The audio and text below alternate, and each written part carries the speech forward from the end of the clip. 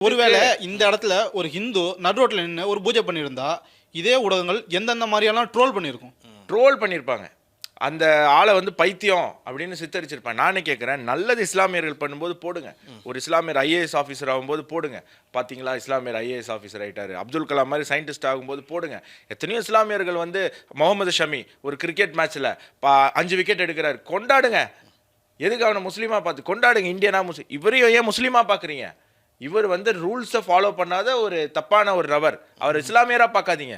இஸ்லாமியராக நீங்கள் பார்க்கறதுனால தான் இதை பேச பயப்படுறீங்க, இல்லை பேச தயக்கப்படுறீங்க. அரசியல்வாதிகள் ப்ளஸ் இந்த மாதிரி அரசியல்வாதிகள், நீங்கள் என்ன வேணால் பண்ணுங்கள், நாங்கள் வந்து உங்களுக்கு இருக்கோம் அப்படின்னு கண்மூடித்தனமாக பேசும்போது பார்த்துப்போம். உதாரணத்துக்கு ஒன்றும் இல்லை சார், நேற்று ஒரு செய்தி பார்த்தீங்கல்ல, பீகார்லேருந்து வந்த ஒரு ஃபேமிலி 3 பேரை கொன்று, எவ்வளோ கொடூரமான ஒரு விஷயம் தமிழ்நாட்டில் சென்னையில் நடந்திருக்கு. பல ஊடகங்கள் பெருசாக பேசலை. இன்னொன்று, அது பண்ணதே பீகார்காரங்க தானா. அப்போது அந்த பீகார்காரன் என்ன நினைக்கிறான் பாருங்க, பீகாரில் கொலை பண்ணால் நம்ம மாட்டிடுவோமோன்னு அந்த ஃபேமிலியை கடத்தி இங்கே கூட்டிகிட்டு வந்து இங்கே கொலை பண்ணியிருக்கான்.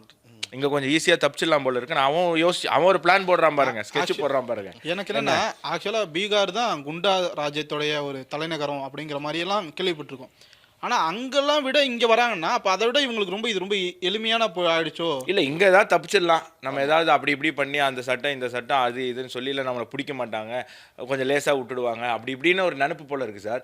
ஸோ சட்டத்தை அதை வந்து காப்பாற்ற வேண்டியவங்க நியாயமாக நீதியாக இருக்கணும். ஜாதி மதத்தை பார்க்காமல் எந்த மதத்தினரும் எந்த ஜாதியினர் தப்பு பண்ணாலும் அதை கண்டிக்கணும், யார் நல்லது பண்ணாலும் அதை பாராட்டணும் அப்படிங்கிற ஒரு மனநிலை இருக்கணும். அப்படிங்கிறது தான் நம்மளுடைய விஷயம். அது பண்ண மாட்டாங்க அப்படிங்கிறதுக்கு தான் நம்ம இந்த செக்மெண்ட் பேசுகிறோம்.